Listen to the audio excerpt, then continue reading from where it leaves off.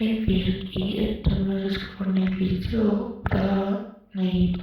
Она меня забыла через неделю. Я просто на 2 недели пропала из-за того, что у меня было много экзаменов по всем предметам. Допустим, сегодня и завтра.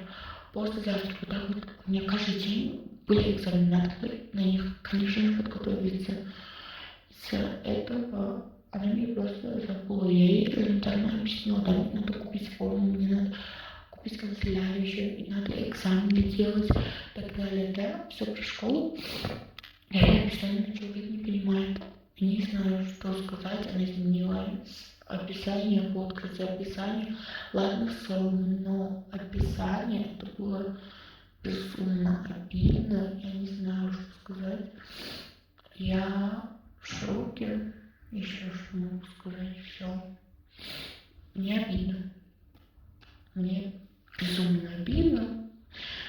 Я не хочу уходить из этого случая, но пойми, мне обидно из-за того, что ты меня забыла. Все, я больше ничего не могу сказать. И так человек просто забыл про мое существование, забыл, что я вернулась. Вот